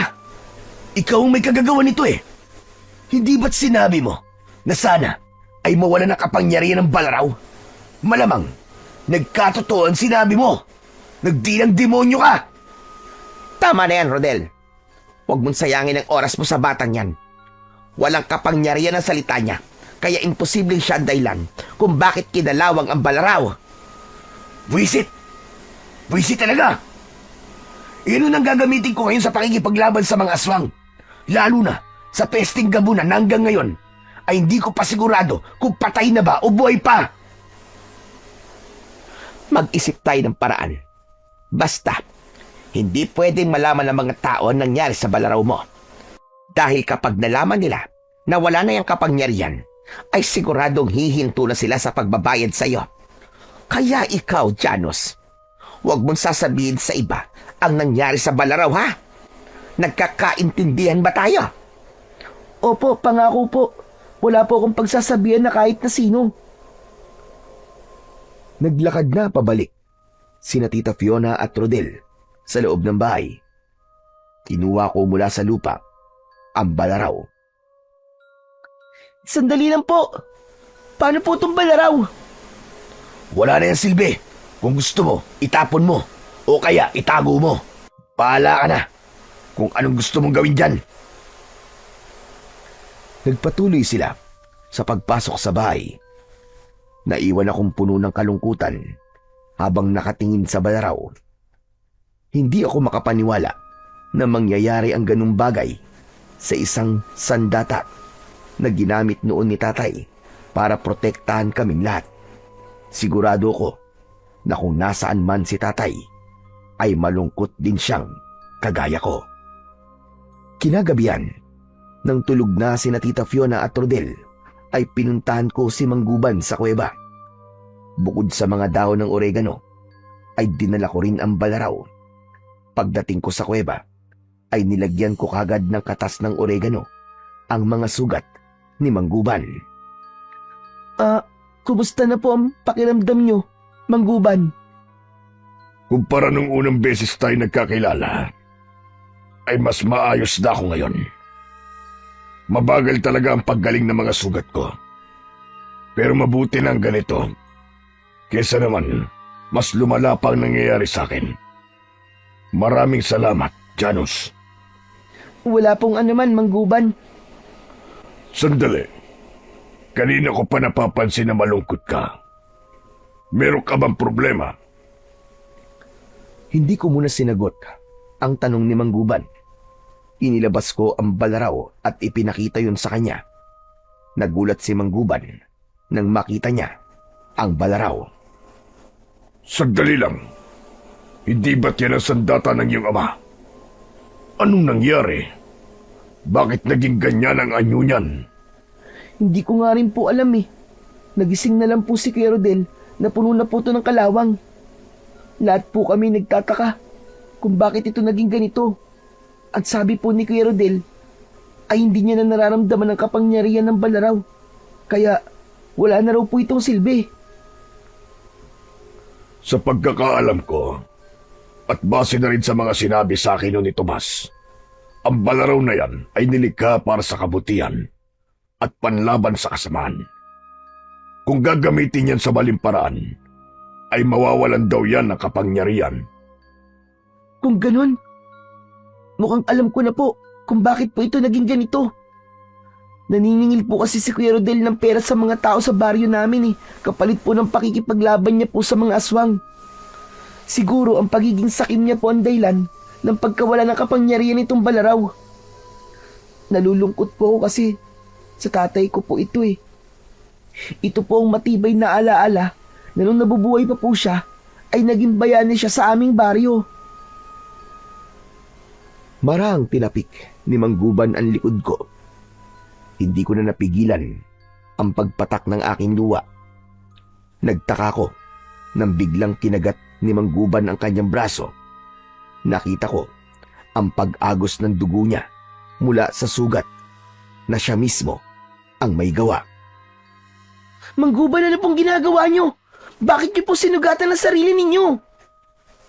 Hindi ba ang dugo ko naging dahilan kung bakit naging mas makapangyarihan ang balaraw na yan?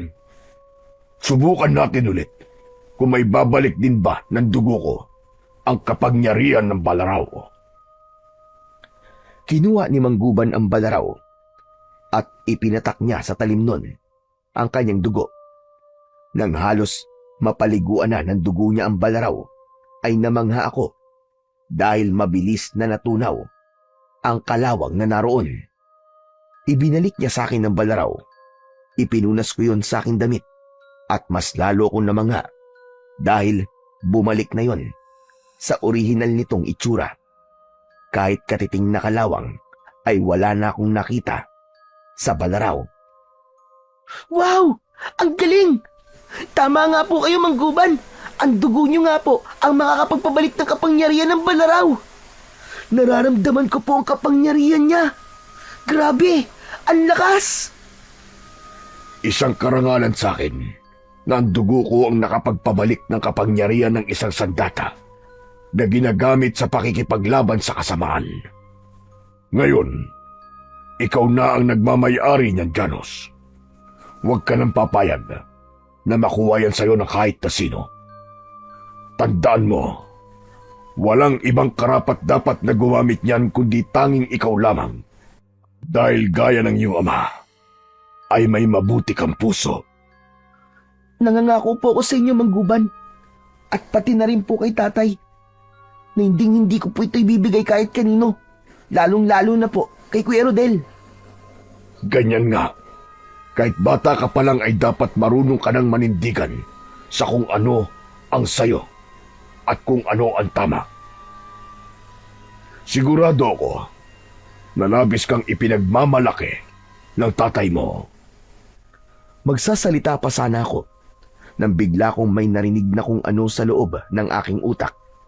Tila may naririnig akong mga taong nagsisigawan. Nang ipikit ko ang mga mata ko, ay sandali kong nakita ang isang aswang na umaatake sa aming baryo. Sa pagbukas ko ng aking mga mata, ay habol ko ang aking paghinga. Bakit? Ano nangyari sa'yo? Parang sinabi po sa akin ng balaraw na may aswang po na umaatake sa baryo namin ngayon. Kung gano'n ay umalis ka na, ito na ang pagkakataon mo para ipakita sa lahat na karapat-dapat kang maging tagapangalaga ng balaraw ng iyong ama. Puno ng kumpiyansang tumango ako at walang pagdadalawang isip akong lumabas ng kuweba. Malaki ang naitulong ng mga sinabi sa akin ni Mang Guban. Yun na nagpalakas ng loob ko at nagpa-realize sa akin na kailangan kong pangalagaan ng Balaraw upang hindi na yun muling mapunta sa maling tao. Pagdating ko sa aming baryo, umalingaw-ngaw ang napakalakas na sigaw ng aswang. Humarap siya sa akin at galit na galit niya akong sinugod. Naramdaman ko ang isang puwersa na tila sumapi sa akin. Isang puwersa na siyang gumabay sa akin kung ano ang dapat kong gawin. Iniwasan ko ang pag-atake ng aswang at nang makita ko na nakababa ang depensa niya, ay sinaksak ko siya sa tiyan. Muling umungol ang aswang nang dahil sa labis na sakit. Pero tila mas lalo siyang naging mabangis nang masugatan ko siya. Muling sumugod ang aswang papunta sa akin. Nang ilang di pa na lamang ang layo niya, ay bigla siyang tumalon para sunggaban ako. Mabilis na gumana ang utak ko. Lumuhod ako at nang malapit na siya, ay itinutok ko sa kanya ang balaraw. Sakto na bumaon ang balaraw sa noo ng aswang. Nang hugutin ko ang balaraw, ay walang buhay na bumagsak ang aswang sa lupa. Ang galing! Nakapatay ako ng aswang! Sa pagtayo ko, ay masayang nagpalakpakan ng mga tao sa paligid ko. Bakas sa mga mukha nila ang paghanga sa aking ginawa. Hanggang sa lumapit sina Tita Fiona at Rodel sa akin. Sandali lang. Paano mo naalis ang kalawang sa Balaraw? Hindi mo na kailangan malaman pa, kuya. Akin na nga yan. Ibalik mo sa akin ang Balaraw. Dahil ako dapat na gumamit yan. At hindi isang batang kagaya mo. Hindi ko na ito ibibigay sa'yo, kuya. Alam mo bang nawalan ito ng kapangyarihan? Dahil sa kasakiman mo, ginamit mo to para makakuha kayo ng pera sa mga tao. Hoy! Hindi totoo yan, ha? At saka ano naman, kung humingi kami ng bayad, sinusugal ni Rodel ang buhay niya. Kaya ibalik mo na sa kanya ang Balaraw. Ayoko, tita. Kahit na ano pang gawin nyo, ay hindi nyo na makukuha sa akin ang balaraw na to. Ako na ang gagamit ito. Simula sa gabing ito. Labis na nagalit si Tita Fiona sa akin. Akmang sasampalin niya ako, pero biglang dumating si Teacher Samuel. Kaya hindi nagawang ituloy ni Tita Fiona ang pagsampal sa akin. Tama na, Aling Fiona. Hindi ko na rin kayang manahimik sa mga pangaaping ginagawa nyo kay Janus. Baka hindi nyo alam na araw-araw ako nagmamanman sa labas ng bahay nyo at nakikita ko kung paano nyo tinatrato si Janus na parang isang alipin. Hindi ko na palalampasin ang ginagawa nyo sa kanya dahil ididemanda ko kayo ng child abuse. Child abuse? Teacher naman. Teka, baka pwede natin pag-usapan ito. Huwag kang mag-alala dahil pag-uusapan talaga natin ito sa korte. Naluluwa ako na napangiti kay Teacher Samuel, lalo na nang sabihin niya sa akin na tapos na ang pagpapahirap ni Tita Fiona at Rodel sa akin. Humingi rin siya ng tawad sa akin kung bakit natagalan bago siya nagkaroon ng lakas ng loob na umaksyon. Bumagsak ang mundo ni Tita Fiona at Rodel nang ituloy ni Teacher Samuel ang pagdedemanda sa kanila. Pero sa araw na huhuli na sana sila ng mga pulis, ay bigla silang tumakas at walang nakaalam kung saan sila nagtago. Simula noon, ay si Teacher Samuel na ang tumayong guardian ko at muli kong naramdaman ang pagmamahal ng isang tatay dahil sa kanya. Patuloy pa rin akong nakikipagkita kay Mang Guban at siya ang nagsanay sa akin sa paggamit ng balaraw. Habang lumataki ako, ay may ilan pa ring aswang na umaatake sa baryo namin at ako na ang palaging nakikipaglaban sa kanila. Ngayon ay may sarili na akong pamilya, pero nakakalungkot lang na bigla na lang hindi nagpakita si Guban sa akin sa hindi malamang dahilan. Ganun pa man, ay hindi ko makakalimutan na naging malaking bahagi siya ng buhay ko at ng pagbabago ko bilang tao. Pero dala ko ang pinakamahalagang aral na natutunan ko sa kanya na hindi dapat husgahan ang isang nilalang base sa itsura, kundi sa kung ano ang nilalaman ng puso nito. Hanggang dito na lamang po ang aking kwento. Maraming salamat po sa inyong pakikinig.